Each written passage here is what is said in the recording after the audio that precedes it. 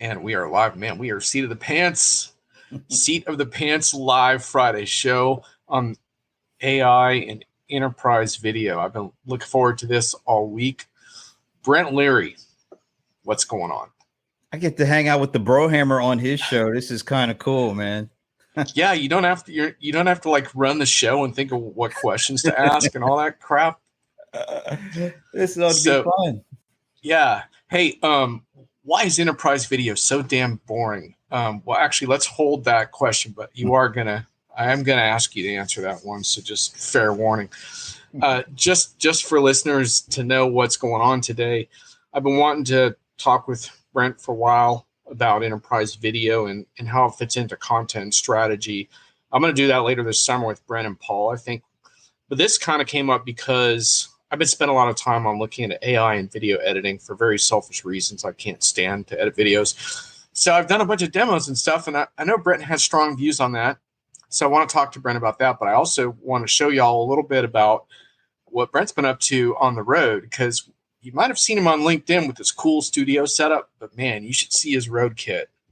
Very cool. Brent, you can put people in the chair in a variety of locations and get very good production values. I don't know how you do it, man. Well, the thing is, the fun thing is, if you have some really good mobile equipment, you can pretty much set up anywhere. And you know, I don't like the kind of traditional, you're in an office kind of setting, or even at an event where you feel like you're just at a table and chair, and you know, you can do that anywhere. What's really cool is having the right kind of equipment that can go anywhere. You can find better locations. And I like to think if you can find more comfortable, more casual conversations to have these locations to have the conversations, you end up having better conversations. So that's kind of what I go for. Yeah, absolutely. In fact, Tracy's already bringing that up. She says, is it similar to my disillusion with stock art? How many pictures of smiling people looking at a laptop do we need? Right. So, and she likes your next level camera too. So, this is the camera. This is the latest. Thank you. First of all, thank you, Tracy. It's the latest in my collection. I mean, I don't even want to tell you how much I spent, but I'm just looking on my table here. Here's one. This is the box camera. Here's another one. This one here is the Panasonic Lumix GH5. That was the very first camera I bought when I decided to kind of step up my game. So that was like 3 years ago. And since that camera, I probably got about 10 cameras, man. You know, and I don't even want to tell you how much I spent, but the one that I'm using right here, this one I just got in about a month ago. This is the one I've been waiting for. It's the latest from Panasonic. It's their S5. What makes this one really nice is the autofocus is so good. That was the big, and I don't want to geek out too much. Tell me when you need me to stop, but these are the things that I think about when I want to be able to capture really good conversations.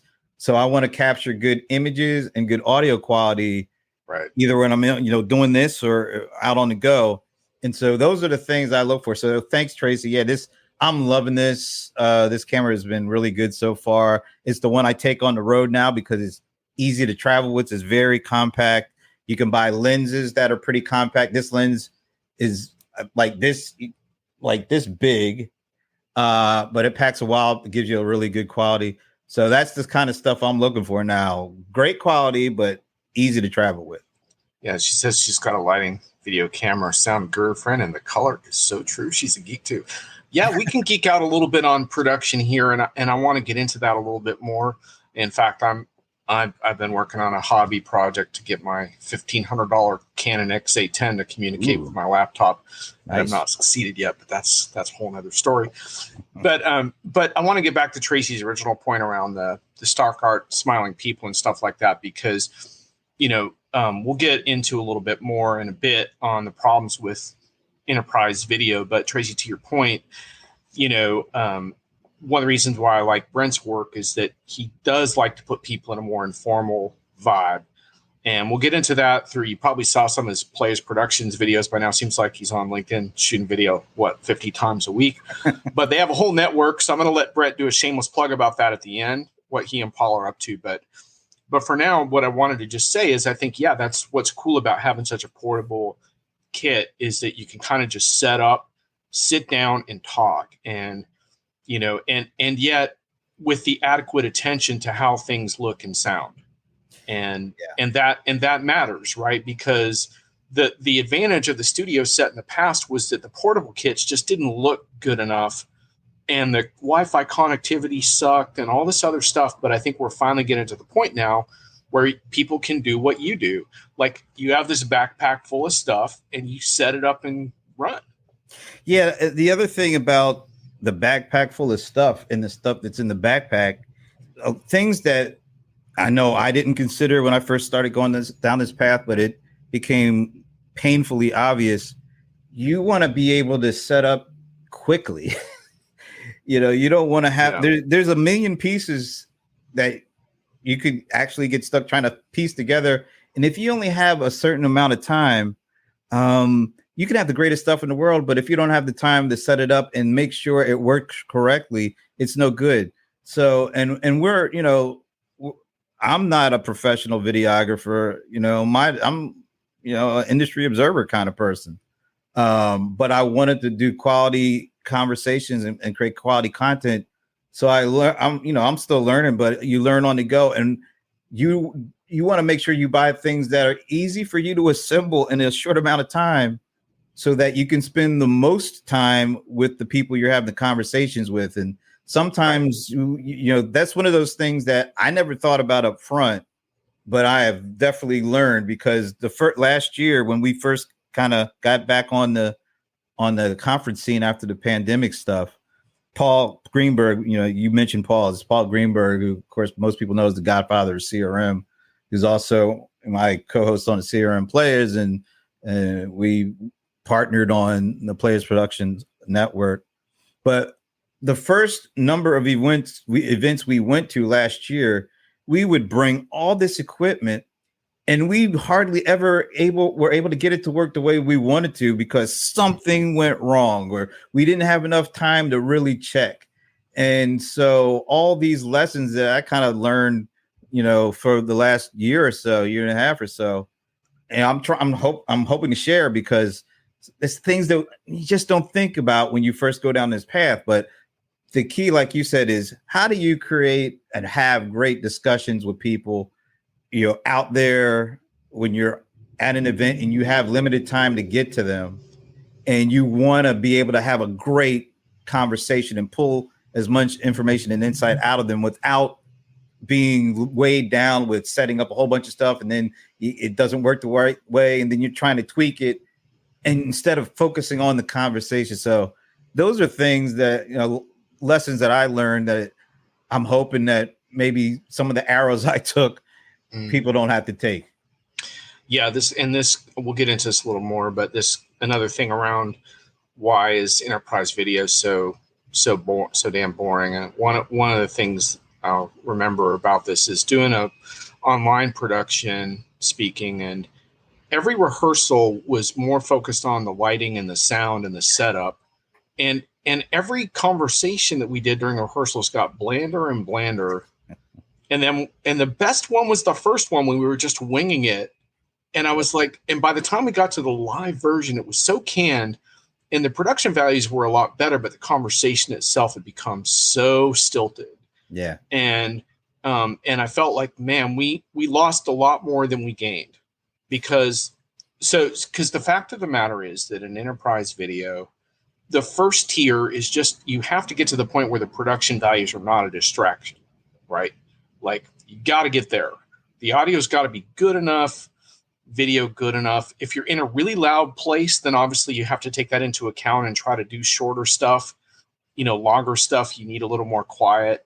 But the point being, like, that's the baseline. From there, the way I see it, Brent, you tell me what you think. Then you start working your way up over time. First, you get the baseline right, where stuff doesn't go wrong, and it streams right, and it sounds good enough, it looks good enough, and then you start thinking about, over time, fine-tuning that, but without making it complicated. Yeah, I think the key to any video, regardless of its enterprise focus or it's personal, you're trying to have fun. Good sound is as important as good video quality image, because if the sound is jacked up, people aren't going to watch. I don't care how clear the image is or how interesting the conversation may be. If the sound is cracking and snapping and off, people aren't going to watch. So you do have those baselines. Get your sound right. Have a nice image quality. Make sure that if you don't have great sunlight, you don't want to be backlit. You want to make sure that everybody can see the faces of the individuals. Those are like table stakes, right? But to your point, you have to have them, because you don't want any of those kind of distractions when you're actually sitting down for the conversation. And I completely agree with you about I don't script stuff. And me and Paul, when we do the Players, sometimes we're inviting guests on, and you have to work through PR or AR or something like that. And the thing that we hate the most, and you probably run into this too, is when they ask for a set of questions up front. Oh my God, yeah. It's like, look, have you seen our show before? We're not trying to do any gotcha stuff. We're really interested in learning more about the person and the subject matter. We're not trying to, do gotcha stuff. And, here's some themes, top line themes we may be covering. But no, we can't give you that because we don't know exactly what we're going to ask you. It depends on how the conversation is going. It's organic. It's not scripted, because how many people out there like sitting there and just watching somebody read a script? Exactly. I don't, so that's probably the number one issue with a lot of, enterprise content. It's stiff, it's stulted, it's scripted. It doesn't seem to want to go where the conversation wants to organically go, because you're too busy sticking to the script. And that kind of ruins it. Yeah. So before we end this particular segment, I want to give folks a glimpse of a couple of your shows and what you did. So I'm going to see how I do on my screen share here. See if StreamYard cooperates with me. And then I got to pick that's not so helpful because I got like a zillion friggin' things up. Let's see. Sorry, peeps. Totally winging it. Didn't rehearse this part. Why isn't it showing my photos? Right. We're free. Oh, I think I might have a photo on this one. Okay, let's try this one then. So, yeah. Do we have the photo of that? Is that showing up? Yeah, I'm seeing it. Okay, cool. That was just a couple of weeks ago at Genesis Experience in Denver. I think they were at that really nice Gaylord Center there. And as you can see, we're outside, very casual. That with me is Brett. What is Brett's last name? Brett Weigel. He's an SVP and GM over at Genesis.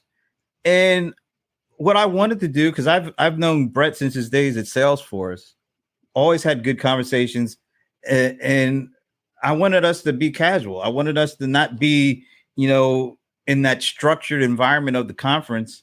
And we were able to come outside. They actually, you can't see it because it's kind of the shot is kind of tight, but people are out there playing cornhole. I mean, it was like I said, it was like a quad, like you used to go, when you go to college and you're a kid, you're hanging out in the quad. That's the setup that they actually have for this conference. So inside, everything is very structured. Outside, people are walking around playing cornhole, sitting out eating lunch. And so that's the setup, I decided to go with, and Brett was game for it. And that little camera, and I got a little lavalier mic set up, very lightweight, very easy to put together. But I'm getting the image that you see here that's the image that we got for that shot. And it very little effort. It didn't take a lot of time to set up, and it allowed us to focus on the conversation. And at that particular time, I think he was giving me the business because he's a San Francisco 49ers fan. I'm a Rams fan. Right. Yeah, that'll create some on-air tension for sure. Yeah. How long did that take to set up that set there? So I think it took me about 10, 15 minutes. And I got out there a little ahead of the time. So you move the chairs around, scouted out a nice piece of real estate, set the camera up on the tripod, and and all that stuff. It's not only easy to set up, the total combined weight of the camera and the tripod, and I think everything else may be about 6 pounds. So it's very lightweight, very easy to put in a bag and travel with, and very easy to set up. Those are the things that you don't really think about when you first start going down this path, but as soon as you start hitting the road, it becomes very obvious that you want to work with that. Yeah, the vibe of that shoot looks so good, and it just makes you think, yeah, that probably was a pretty relaxed, interesting conversation, because it's hard not to feel relaxed when you're watching people play cornhole. Tracy says, sorry to hijack you, but that's fine. That's sort of the point of the show. Do you think it would be worth the cost of having a photog come in and take pictures of my actual in real life office to use on my site? Potentially, Stacy, especially if you have a nice setup in there. I think it's good. I think people like to see behind the scenes like that. Yeah. I always think about like the director's cut, right? Show people a little bit of how the sausage is made. They like that. Well, what was interesting is that picture was actually taken by one of Genesis's, I guess that's how you say it, AR folks, who was just watching, AR, they like to see what's going on, what's being said in the conversation. She just pulled out her camera, started taking pictures, then she sent it to me. I was like, oh, that's really cool. So it was nice to see that. And like you, I think, like being said here, people like to see the behind the scenes. When I rearrange my studio, I try to take pictures before and after, so that people can kind of get a sense of what it takes to do, what they actually see in a live stream or at a on location event. So yeah, it totally makes sense. All right. So Tracy, I want to answer your other question. I'm multitasking because I want to also show you some shots I took of Brent's gear, which I have finally found some good ones here. Tracy, you say you can't expect non-actors to follow a script and make it feel natural. Yeah, for sure. And also, to be honest with you, like, and this goes back to B2B and enterprise video, I talk a lot about the importance of just the value of just having experts and people who know their shit, just talking informally. It's highly valuable. But also, there is an entertainment value. And I think the entertainment value in B2B, a lot of it comes out of the surprise factor. And like that feeling that, hey, I don't know what these two guys are going to say next. Like, that's sort of interesting in our industry. I know it's sort of embarrassing that would be interesting, but it is. Because so often that's not the case in our world. So setting that tone, which I think you all do on your show, which is, yeah, people might not like every segment, but what they do know is they don't know exactly what's coming. Yeah. And I think the other component that is becoming increasingly more important, particularly if you're doing like shows like this, is being able to incorporate Tracy into the conversation. Right. Because as we talk, you have questions, I have questions, we both have perspectives, but bringing in the voice of the folks that are checking it out, because they add another piece to the puzzle, and it doesn't become like a passive show for them. It becomes an interactive engagement. And that's part of why we should be doing these things is, I might have some good questions, but there are probably even better questions that are coming from folks that are watching that, oh, well, why didn't I think of that? And then I'm able to bring that in to the person. And the person that I'm typically talking with, and we're having this conversation, they love when somebody is listening and adds to the conversation and something that maybe neither of us have thought about, right? So I think that's one of the more compelling aspects of what we're doing with video is it becomes a team sport and not some sort of passive, activity for folks. Exactly. Okay, so I'm going to switch over, see how this goes. I'm going to start with a photo of this is your gear backpack. This is from, I took this in Chicago. So this goes in as a carry-on. Yep. And it's not the lightest backpack of all time. I lifted it, but it's carry-on. So this is your whole gear, and I'm about to show what it looks like when Yep. it's set up. But that's the portable factor here. There it is again. I had to get a couple nice shots of your gear, and here we are. So not the most flattering photos. Let's see if we find a better one. Oh, there we go. Engaged in conversation. There it is. This one, the one I wanted to show, had a better close-up of the gear itself, but I think we're going to have to settle for this unless maybe I can, let me see if I can blow it up just a little bit. Yeah. So while you're doing that, all the stuff that you see on that table was actually in that bag. So that bag all fit. Yeah, that bag contained my MacBook. That's a 16-inch MacBook Pro. That little black device right in front of it is called an ATEM Mini. That's a video switcher. That is what allows me to use these professional level cameras and have it connected as a webcam to the MacBook Pro. And that little device there is probably the foundational piece of how I actually got started doing video, because I can connect up to 4 cameras to that one little box there, and by pressing buttons, I can go back and forth between different camera views. So the laptop, the ATEM Mini, the little black device that's in front of the ATEM Mini is an audio recorder. That's the Tascam audio recorder that allows me to connect professional mics to my broadcast. So each of us are wearing lav mics. Those lav mics are XLR connected to that device. That device is connected via USB-C to my laptop, and that acts as the audio source that's coming in. The video source is coming in from that ATEM Mini device, and then off to the right there is the actual camera. That's the same camera that I'm using right now on that very little mini desktop tripod. Yep. All of the things that you're seeing were in that bag, and it makes it very easy for me to carry it around.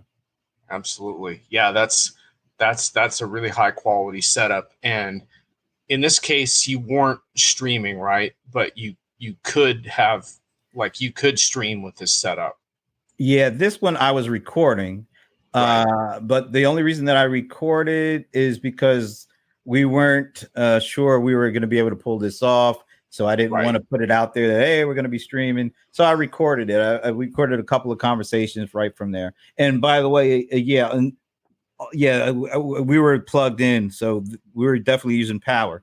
But when I was outside, everything was running on batteries. So that's the other thing. Right. So if you're able to, you want to be able to run as much on battery, because that lifts the restrictions that you have on where you can actually do stuff. If you have enough battery power, the power of the camera, sometimes the lights, then you can go pretty much anywhere and set up.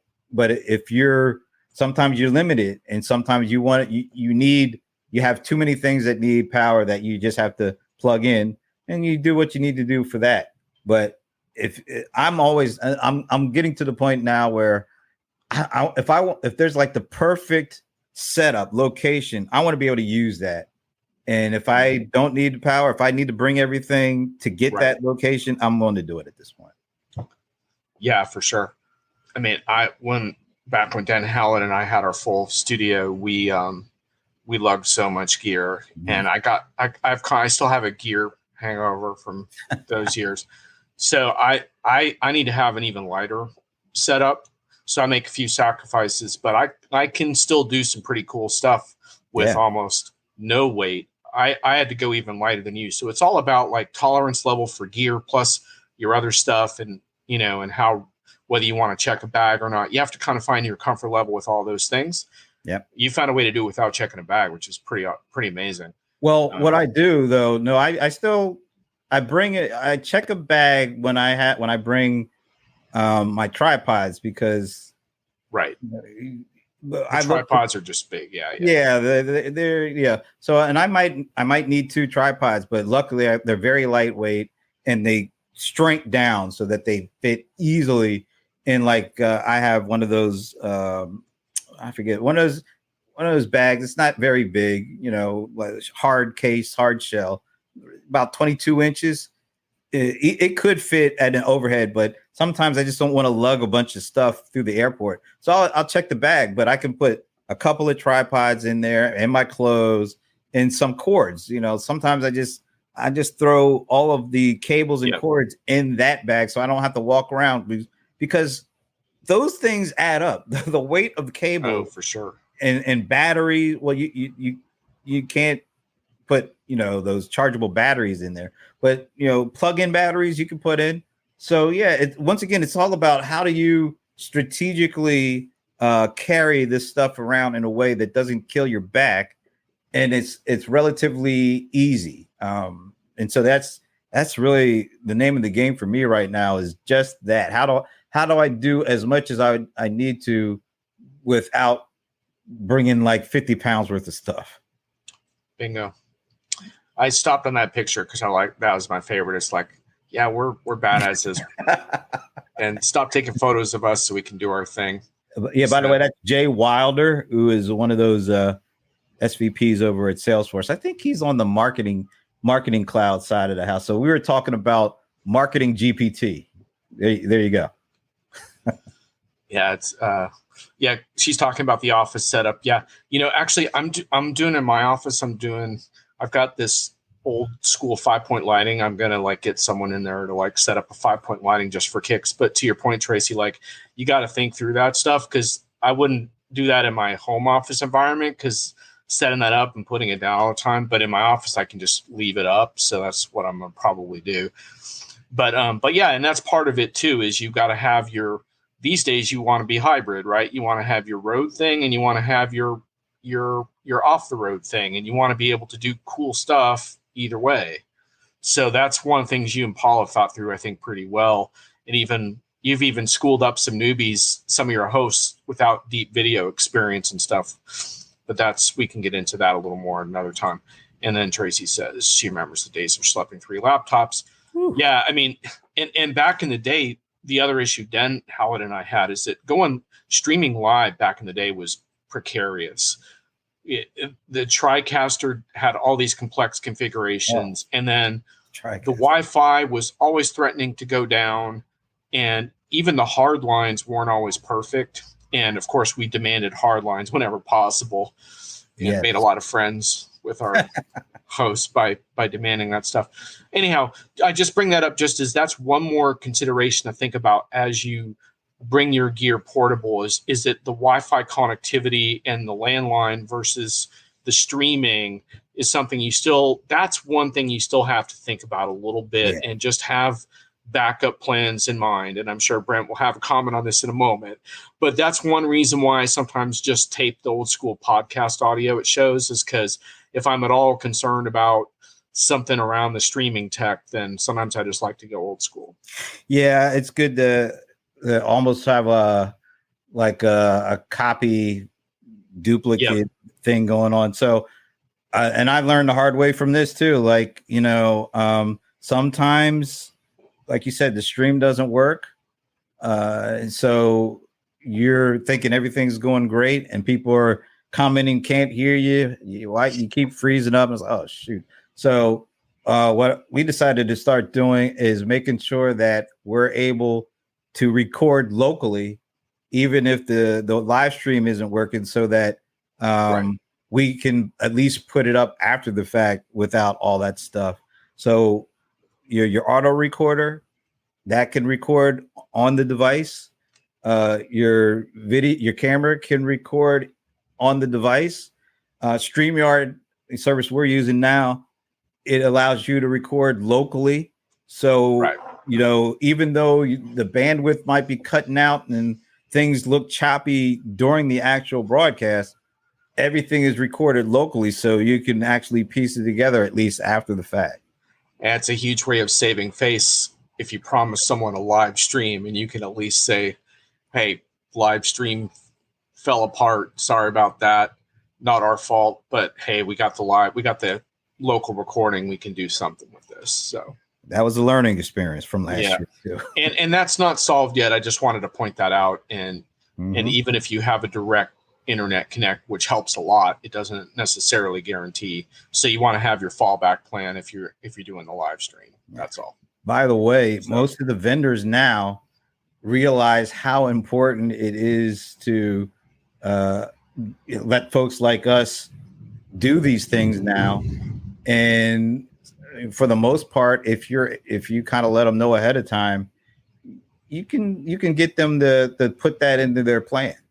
right. We're seeing it happen more and more. So Put in that LAN cord is really a nice touch. yeah. Oh, and by the way, just make sure your gear supports that, because a lot of modern laptops don't have a LAN thing without an adapter. So just wanted to mention that real quick since we're gearing out. Yeah. Oh, by the way, the camera I use here, you can actually, you don't even need a laptop. It can stream directly to the direct. Yeah. Yeah. Cool. Yeah. So I want to shift gears. I did want to mention briefly, and maybe we'll pick up on this if I get you and Paul back later. But you also took over the stage at, I think it was Variant, right? That's pretty cool. So, and I think that's sort of the power of this format. That it engages people enough that, hey, Brent and Paul are on stage taking over the show. That's pretty cool. So, don't have a photo of that to show you today because two seat of the pants, but it was really neat to see that on LinkedIn. But the coolest thing about it is Variant, we both have known folks that have been there for a long time. They're familiar with the show. They're familiar with how we operate. And so that was the coolest thing, was trusting us to basically do what we do and have a show right from their main keynote stage, where we're basically just having conversations with a number of their executives. And it was great because I think it allows for executives to be shown in a much broader perspective. Like, we weren't just talking strictly about the product or what their roadmap is or all that. We were intrigued by one of the guys, the chief product officer. He's a big cat guy, so him and Paul are talking about cats. And one of their other VPs, Daniel Ziv, he is a big wine connoisseur. So Paul and they're talking about that.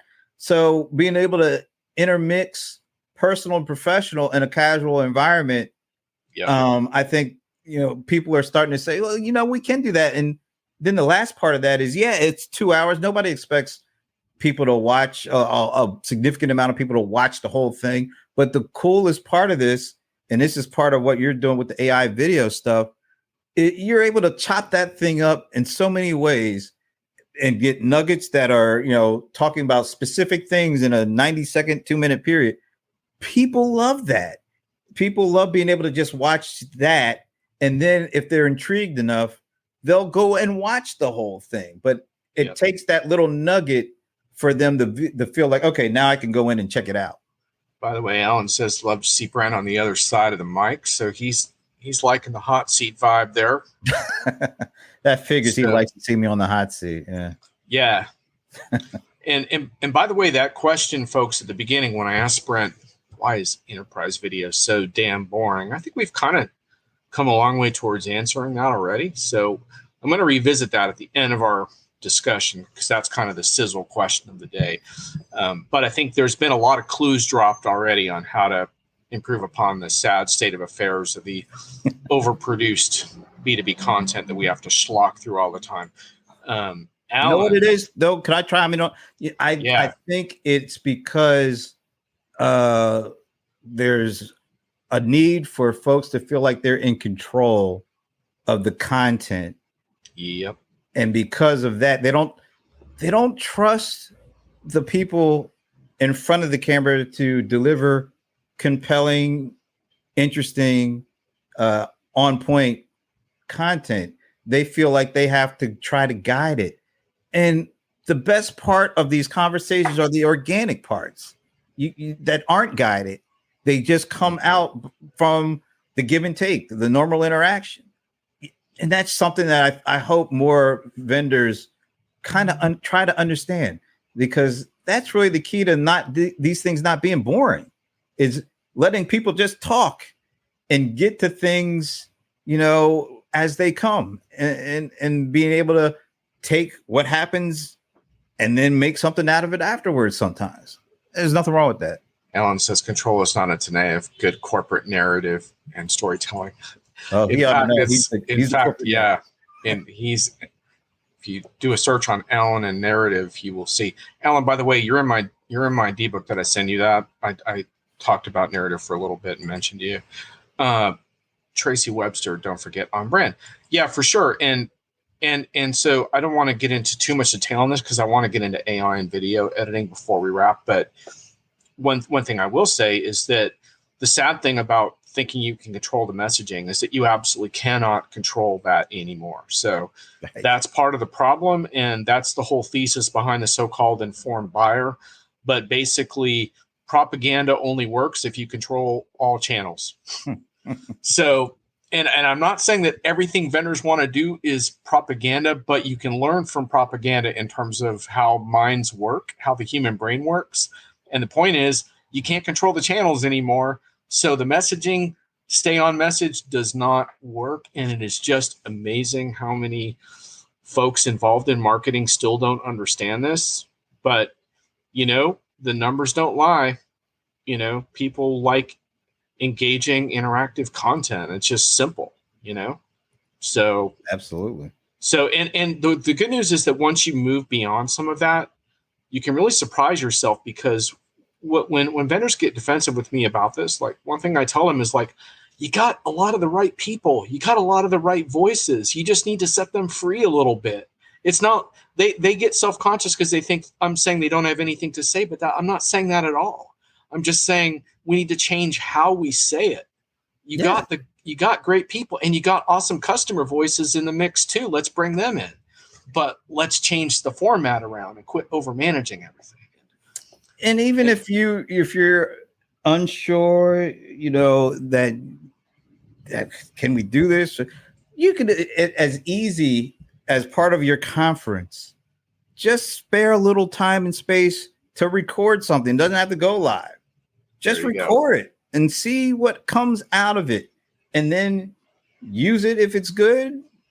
Go to back to the drawing board if it's not. But you got to try. You got to do some things before you don't want to just stick to the script that people. I mean, one of the things we've been talking about, is we just finished the first half of the conference year, and there are certain things that we are just repetitive themes that we kept seeing, and we were like, why are we seeing this? Haven't you learned anything over the 4 or 5 years that we, pre-pandemic to now? Because it felt like a lot of things that were in the pre-pandemic event playbook just got carried over to the post-pandemic playbook when it comes to this stuff. And why? Because there were 3 years of really significant things that took place, and how we take in content virtually that should be a part of the post-pandemic playbook. We haven't seen it. Yeah. Brent, I got to get the applause meter on that. Wow, sound effects. All right. Yeah, that's right. You're right there, man. Absolutely. You're preaching to my choir, man. They're singing that tune. Absolutely. Yeah. Like this whole thing, why go back? We want to just go back to how it was. It's like, well, that's not how the world works, but we can be creative. We can learn, like we can apply these lessons. And was there anything in particular? Cause I didn't get to that. You did a really cool event wrap show. I didn't get to that.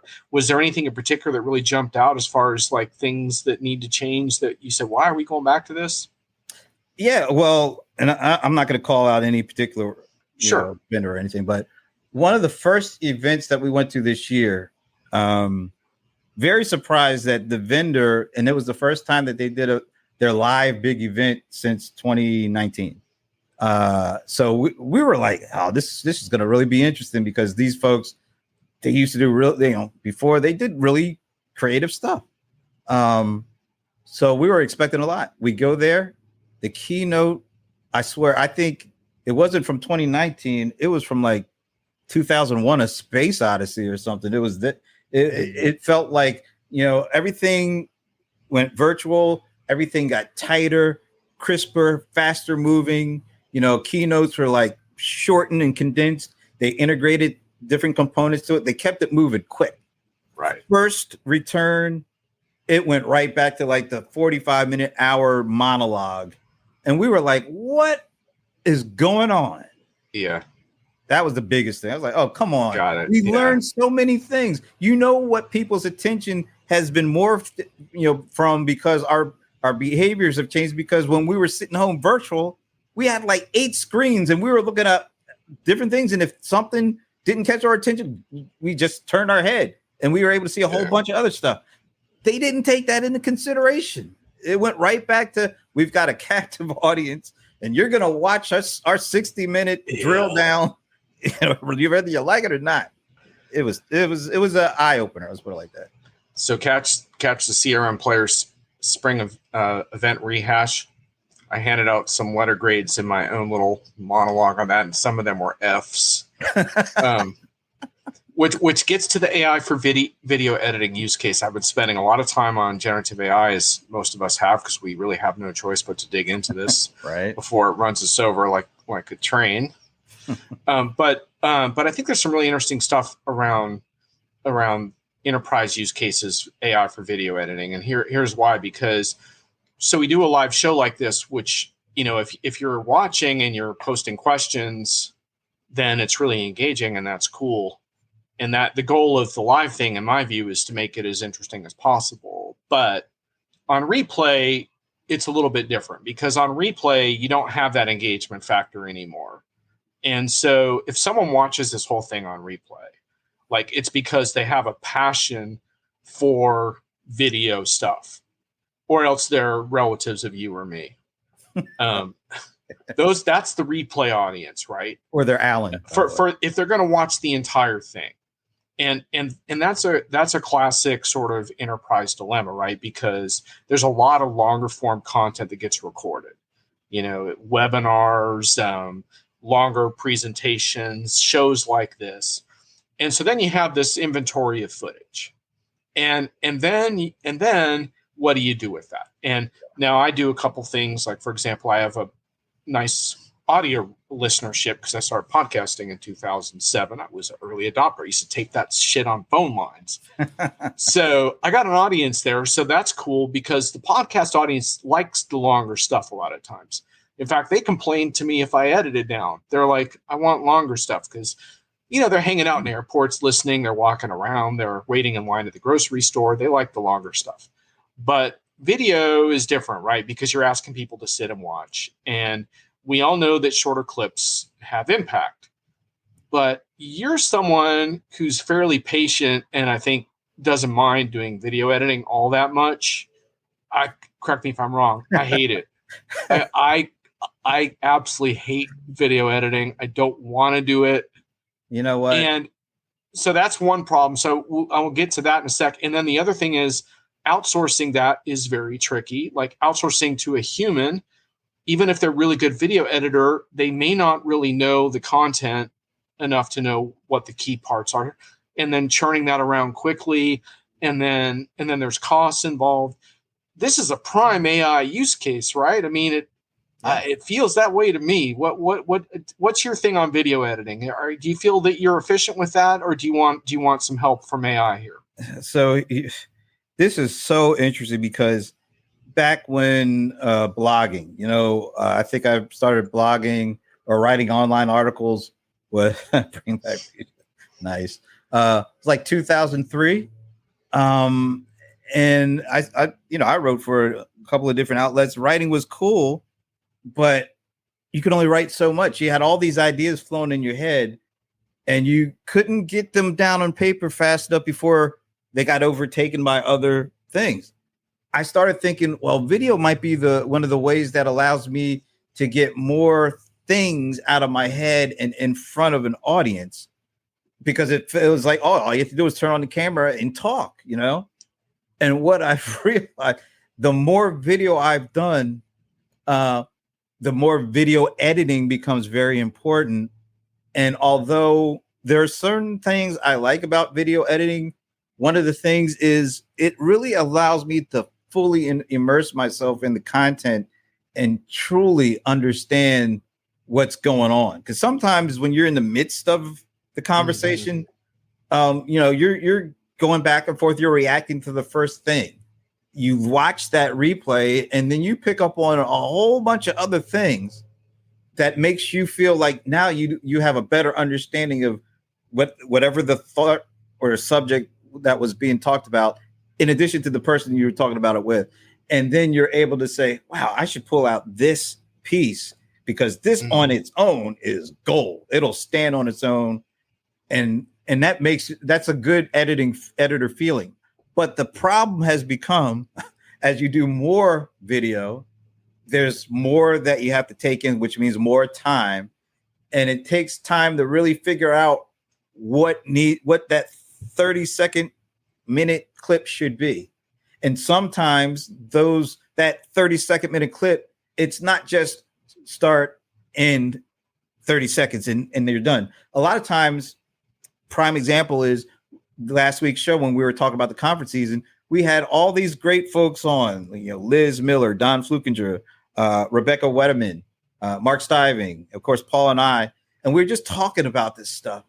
And a lot of really cool things came out of it. It was like a 50-minute conversation that really nailed down the conference season. But not everybody's going to want to watch 50 minutes of this. So I had to try to figure out how can I take some of the best pieces of that 50-minute conversation and fit it into 2 minutes, because that's like the limits you're pushing for people's attention span.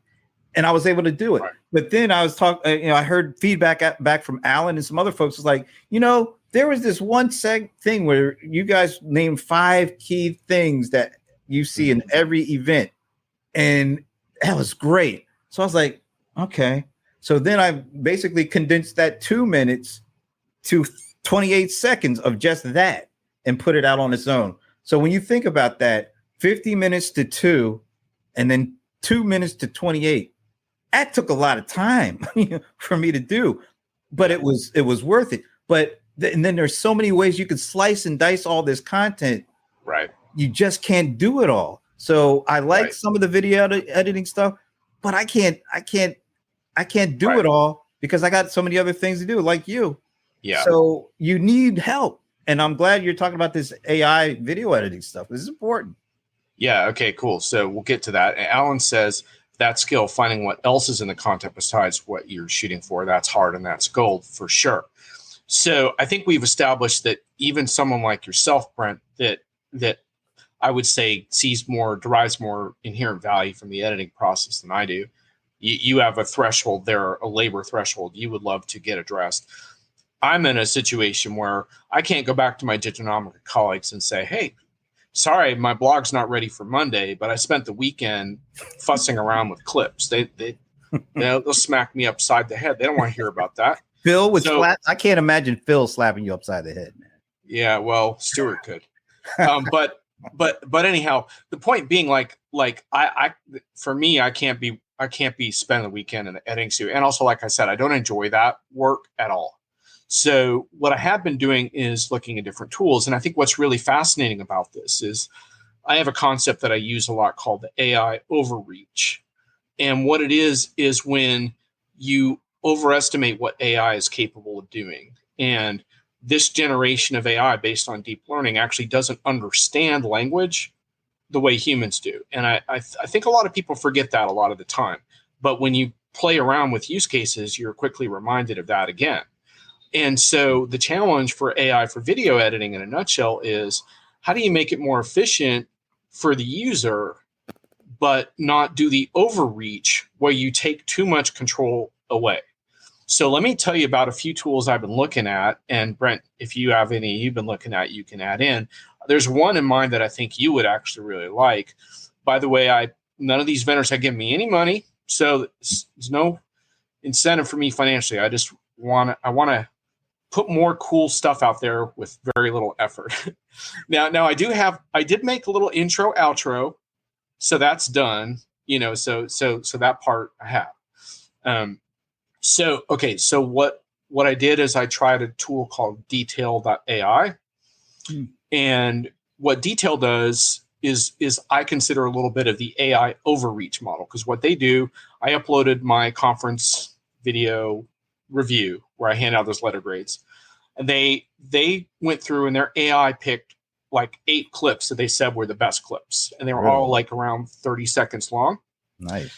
And one of them actually I thought was pretty good. It was when I gave out a F for vendors like overemphasizing generative AI at the expense of things that customers can actually use right now. So I gave out an F for that, and they had a really nice clip of that. And so it wasn't quite what I wanted, because I wanted my intro outro, but you know, I actually used Vimeo Online for that. So I just loaded that 30-second clip up, slapped in the intro outro, downloaded that, and I was done in like 5 minutes. Nice. And that was up and running, and that was cool. Let me stop you. Just ask a quick question. So you said it came up with 8. How many of them do you think were usable that really hit the mark for you? Well, the good news was that almost all of them were good clips, in the sense that they weren't like capturing me in mid-sentence or something nonsensical. So they were mostly good clips, but I mostly disagreed with the AI's sense of what the most important moments were. And there were a few others that I probably could have used and shared that were okay. They weren't bad, but it's a little bit to your point around talking with Alan, where it's like, oh yeah, that was really cool. And with that particular service at the moment, and of course these services are subject to change over time, because a lot of them are still in their infancy in a lot of ways. This service sort of makes that decision for you. So would I use it in the future? Yeah, because pretty easy. Get 8 clips that just need a little top and tail. And if 1 or 2 or 3 are on the mark, then I've got quick clips that are ready to go.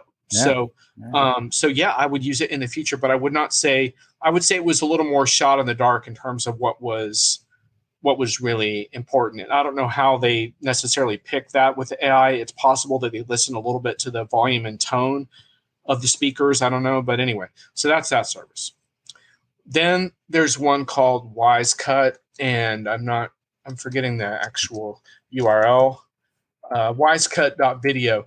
WiseCut.video is interesting because WiseCut.video is very user-friendly interface, I would say, though there were a couple of issues accessing some project files, but in general, like you have that easy to use interface. And what it did is I loaded up that 34-minute thing, and then in there, it allowed me to basically pick different segments with a check mark, and then I could quickly combine those segments, which was pretty cool. So, and that was the one I ended up posting on LinkedIn that was about 3.5 minute long review, where I went into some stuff around the highs and lows of conference season, and mostly about why events need to be more interactive and why vendors are screwing that up. It was I mentioned insufferable keynotes, to your point around keynotes, but the thing I really liked about it was how user friendly and how fast it was for me to just pick a few different. Because what I did is I kind of want like my video show, like a lot of shows, I think yours is similar, can hop back and forth to different topics a bit. Yeah. And so when you want to do like a little bit of a highlight thing, you want to pick some different clips, and it was pretty easy to combine that and then pull it out. It supposedly has intro outro functionality, but I struggled with that part. But the problem I had with it is that the transitions weren't too smooth, and what I wanted to do was take the end of one scene and add it to the next one, because the AI didn't do a terrific job of identifying exactly when subjects changed, and I wanted a little more ability to flex that. And they said in response to me, they said that they're aware of that issue and are supposedly working on it. The third tool I wanted to mention, because I think you would find this particularly interesting, is Pictory.ai. And I actually know one of the founders, Vikram Chalana. We go way back. And so I have a little bit of an edge there in terms of getting support. Nice. So I wanted to put that out there, because getting support for some of these tools can be a little tough at times. Pictory does a few different things. This isn't their only use case, because they also do like text to video using generative AI, but they have a video editing interface. This is what you may find interesting, Brent, that's based on editing a transcript. So you edit the transcript to get the video you want. Nice. the downside to their tool is that it takes a little bit more. I would say the user interface is a little more complicated, but you can set up your template for your intro, outro, and there's a couple things you can do. One thing you can do is you can pick a handful of quotes from the video and create a highlight video quickly of just those quotes. Nice. And so what I like about this is it doesn't have the AI overreach factor, because they're not allowing the AI to make those decisions for you. Where the AI comes in is first to provide you with that inline transcript. So you can do that. And then the other thing you can do if you want is you can work within the transcript editor. So instead of pulling highlights out, you can just cut down the transcript. So you could pick 3 parts of the transcript and do it that way. Either way, you customize your video. But the idea being, like when you described that thing where picking like your top 5 things from a video, that would work really well here, because you could just highlight those, pop them in, and then quickly customize and download the video. To me, that's a pretty significant time saver. Now, they also have an AI component where you can ask the AI to create a video for you.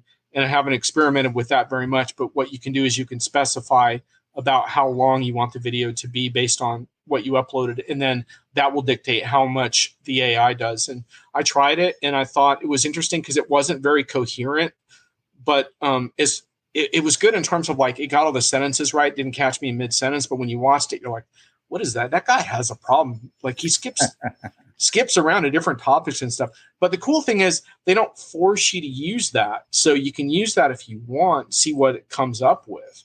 But you can also just do it yourself. But I really like transcript-based video editing as a concept, because I much prefer that to trying to like do the markers in the video and split the segments up, and that kind of stuff makes me crazy. And you might like it too, Brent, in the sense that you like reviewing the content when you're editing. So this might save you the time, but also still allow you to go through the transcript and make discoveries around topics. So anyway, I think it's interesting to kind of just think about different approaches. And I don't know if you've tried other ones too, but I think it's an interesting area. And I think there's going to be a way to get the most out of what AI can do, but also not pull people like you and me totally out of the loop where we want to make some content editing decisions as well. I mean, I right now I use, Adobe Creative Cloud, and they're really starting to infuse a lot of the AI stuff, Gen AI stuff, and just, regular AI into their tools. So one of the things about Adobe Premiere Pro is that they have a function now that creates transcriptions and creates captions. Right. And I have to say, the accuracy on their transcription is unbelievable. And so some of the things I have started doing is, getting it transcribed and then just looking through the transcript and then it's time stamped and, saying, oh, well, let me just see if I can go right to this and make something here, because our shows are anywhere from, it could be 30 minutes to an hour. And right. Some shows I'm not directly involved in with Playaz Production Network. So I might not see it when it airs. So that means do I really want to watch 60 minutes of video every week for one show? Mm-hmm. I can't afford to, like you. So getting a transcript made and allows you to kind of skim is already a pretty significant time saving. But I'm looking for more of that kind of stuff. I would love to be able to have a tool that, and I know YouTube has been doing this for a while, finding what they call the significant moments in a video. I would love to find that. But the problem, and I think you touched on it, and I'm probably going to have to go because I got to do another show. You got your 5 o'clock, right? Yeah. The problem is I have not been able to trust that it's pulling the stuff that I would pull. Right. That's the issue. The subject matter expertise, whether it's AI right now or another human, I'm not comfortable turning that over to that right now. And so that's what I call the AI overreach, where you shouldn't give too much trust that the AI is going to find this stuff, find the right balance, design it in such a way that it pulls the good stuff, but allows you to modify it where you need to, or pick other good stuff. And now you're onto something. I think this is a fruitful area. So we're going to have to revisit it when we have more time to play around with some of this stuff. Brent, I know you got to go to your next show, so we can't give you time for your Playaz Production full plug, but let's just say that Brent and Paul are putting on a lot of shows. So check out Playaz Production Network on YouTube. We'll have them back to discuss that more later. Thanks for joining. Thanks for showing off your gear, and on to your next. Thank you, sir. Bro Hammer. Indeed, although I didn't do a lot of hammering because I was in the host chair, but that's fun too. So catch you later, man. Thanks, man. See you. See you. Brent Leary in the art of enterprise video. It's always great to learn from those who have done it, and Brent has done more to get me on the air than anyone else when I rebooted my show. I used to tape Google Hangouts, and that was my first experience with enterprise video, which was like pretty fun back in the day. But anywho, is there any other quick comments from the peanut gallery before we wrap up? I hope you enjoyed that deep dive. I think that's going to be a fun one to for me to chop up a little bit, because there are definitely some different segments in that one. So thanks especially to Ellen and Tracy to keep things interesting in the chat. Much appreciated. And Ellen, I want to get back real quick to your final thing here. That skill, finding what else in the content besides what you were shooting for, that's hard and that's gold. I think that's a really key takeaway. And as we evaluate these next generation tools, that's something we're going to have to keep firmly in mind. And I'm going to be writing about this fairly soon, AI in video editing on Diginomica. That should be fun. So you can check it out there. Anyhow, thanks all for joining me. And I'll have some more shows later this summer, working on some guests, trying to get them prepped up. So it should be fun. All right, later.